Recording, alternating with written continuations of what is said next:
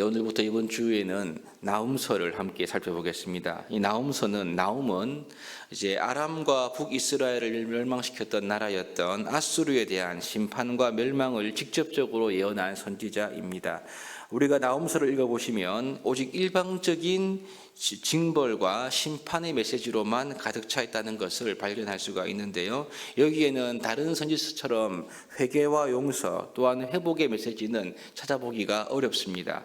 나훔서의 이러한 문학적인 특성 때문에 때로는 이 나훔서가 혐오 찬송이라고 불리기도 했는데요. 그런데 아이러니하게도 이 나훔이라는 이름의 뜻은 위로입니다. 아니 혹독한 심판과 이 혹독한 징벌의 메시지로만 가득 차 있는 나훔서가 어떻게 위로가 될 수 있는가, 이런 질문을 할 수 있지 않겠습니까?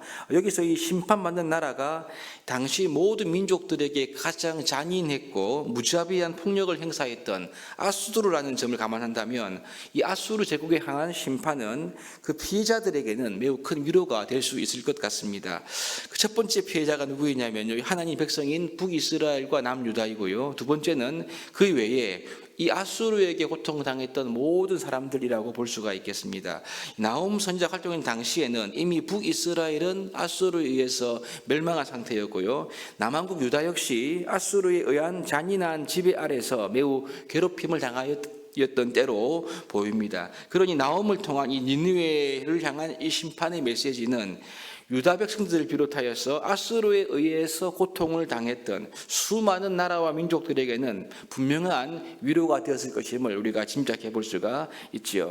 이런 나훔의 진처적인 분위기 속에서 본문의 말씀을 함께 살펴보겠습니다. 먼저 1절을 보시면 니느웨에 대한 경고, 곧 엘고스 사람 나훔의 묵시의 글이라 라는 말씀으로 오늘 이 나훔서가 시작되고 있습니다. 이 말씀은 나훔의 전체적인 방향을 알려주고 있는 그러한 말씀인 거죠. 니느웨, 곧 아수르를 향한 경고의 말씀인 것입니다. 그러면서 2절에 보시면 그 하나님께서 어떤 분인지를 우리에게 알려주면서 선포하고 있습니다. 2절을 보시면 여호와는 질투하시며 보복하신 하나님이시라. 여호와는 보복하시며 진노하시되 자기를 거스르는 자에게 여호와는 보복하시며 자기를 대적하는 자에게 진노를 품으시는 분이시다, 이렇게 말씀하죠. 그러면 3절에 보시면 벌 받을 자를 결코 내버려 두지 않으시는 하나님이시다, 이렇게 말합니다. 여기 보시면 복수한다, 보복한다, 혹은 진노한다, 이 하나님의 심판하신 그분의 면모가 굉장히 강한 어조로,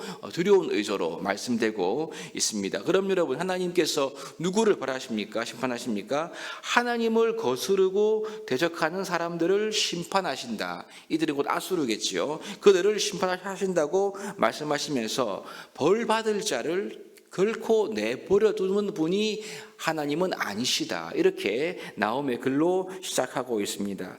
여러분, 사실 이 니느웨를 향해서 멸망을 외친 선지자가 또 있지 않습니까? 그건 우리 잘 알고 있는 바로 요나입니다. 요나는 나훔보다 약 100여 년 가량 앞서서 활동했는데요. 그때는 니느웨의 백성들이 요나의 말을 듣고 회개하지 않습니까? 그래서 하나님께서 그 성을 향한 심판을 돌이키시고 그리고 용서하시는 큰 은혜를 이미 베풀어 주셨습니다. 그런데 이제 긴 시간이 흐르고 이 아수르 제국은 다시 한 번 더 범죄하지요. 그래서 그들이 가진 그 제국의 힘으로 수많은 민족과 나라들을 매우 잔인하고 포악하게 대했습니다. 억압했습니다. 그래서 그 당시 고대 근동의 가장 잔인한 제국, 그러면 아수르지 않습니까? 그래서 나훔 때에 와서는요, 이 아수르의 힘이 훨씬 더 강해졌는데 그들은 이 요나 때와 같이 그들의 죄악의 길에서 결코 돌이키지 않았던 겁니다. 이 열국을 피로 물들이고 그리고 잔인하고 폭력적으로 대한 그들을 향해서 하나님의 맹렬한 진노와 심판만이 예비되었음을 이 나훔이 예언하고 있는 거죠. 그런데 여러분, 당시에 이 아수르는 그 누구도 막을 수 있는 그러한 나라가 아니었습니다.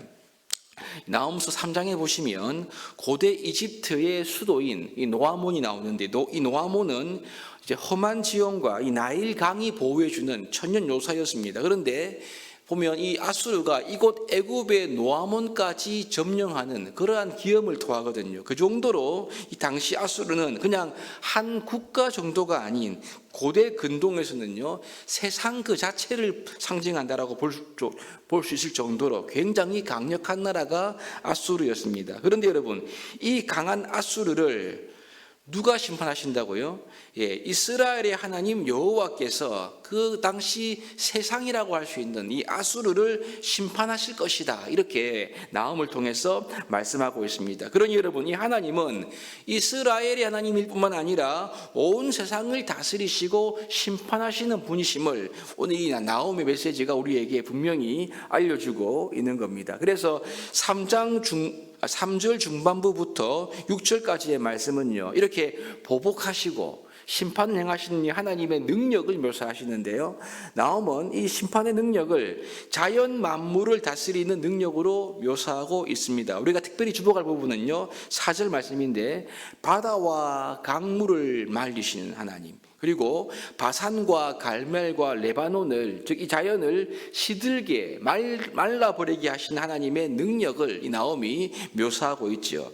이 당시 아수르의 수도 니느웨는 이 두 개의 큰 강, 티그리스 강과 유프라테스 강 사이에 위치하면서 그 강의 중심에는 코서 강이 흐르는 그런 아주 천년의 요새였습니다. 그런데 여러분, 하나님께서 만약 그 물들을 말라버리게 하신다, 어떤 말입니까? 그러면요, 이 니느웨는 적들에게 그 물이 보호해 주는 것이 아니라 적들에게 무방비 상태가 된다는 것을 의미하는 거죠. 결국 니느웨의 천년의 자연의 요새도, 지형도 불처럼 타오르는 하나님의 진노와 심판을 결코 막을 수가 없다, 이것을 말하는 표현인 겁니다. 여기에 대해서 바산, 갈멜, 그리고 레바논은요, 이 가나안 땅에서 가장 기름진 곳인데요, 가뭄의 영향을 가장 적게 받는 곳이 바로 바산과 갈멜과 레바논입니다. 그런데 여러분, 이 심판하신 하나님의 능력은 이러한 가뭄의 영향을 적게 받는 그러한 땅들조차도 완전히 마르고 시들게 만들어 버릴 수 있다는 것을 이 나음이 강조하고 있는 겁니다.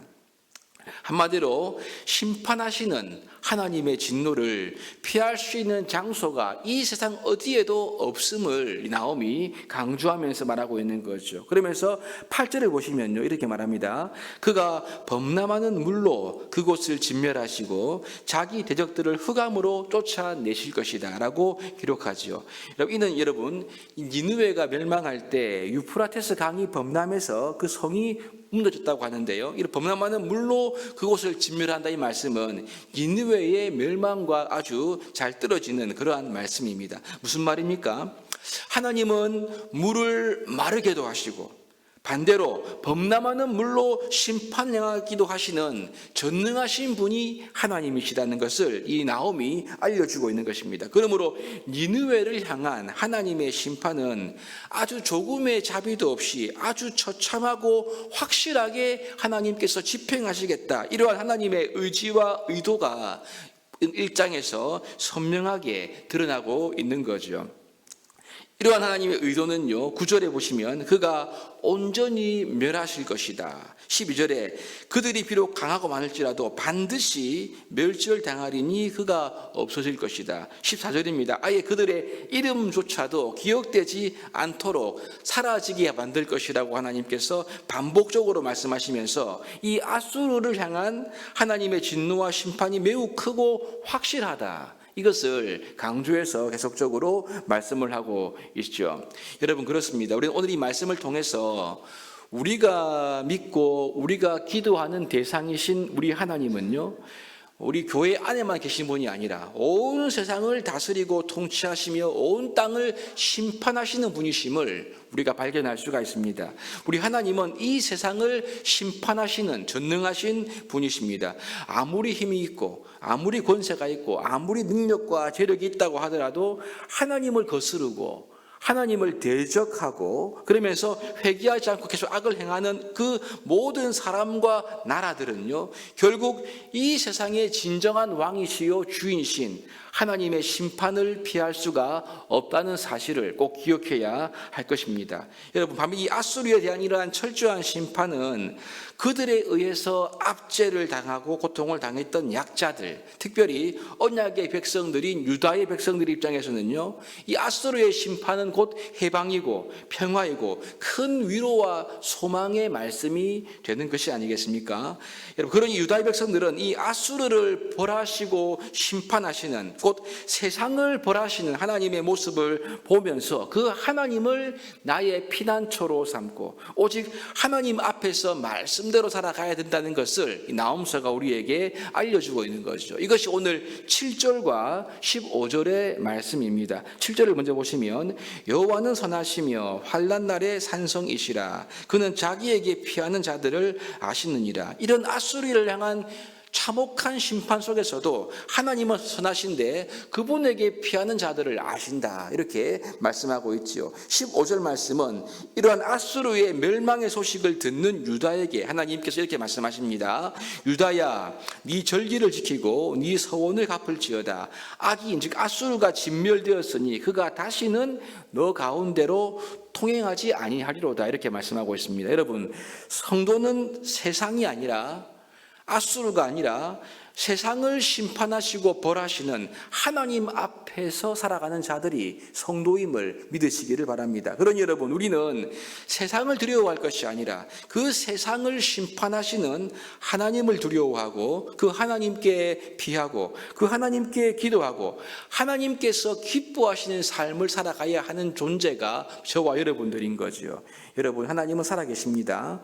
우리가 진정으로 두려워할 분은 이 세상이 아니라 하나님이심을 반드시 기억하시기를 바랍니다. 그래서 하나님 앞에서 세상을 향하여 세상의 비율을 맞추는 존재가 아니라 하나님께서 무엇을 기뻐하시는가, 하나님의 그 뜻대로 하나님을 기쁘시게 하는 삶을 살아갈 때, 모든 세상이 심판당할 때 우리의 피난처가 되시고 우리를 도우시고 우리를 구원하시며 우리와 함께 하시는 그 하나님의 위대하고 놀라운 사랑과 능력을 경험하게 될 것입니다. 오늘 이 하루 온 땅의 주인 되시는 하나님, 그분을 나의 피난처로 삼고 하나님 한 분만 두려워하는 그러한 삶을 살아가는 우리 모두가 될 수 있기를 주님의 이름으로 축복합니다.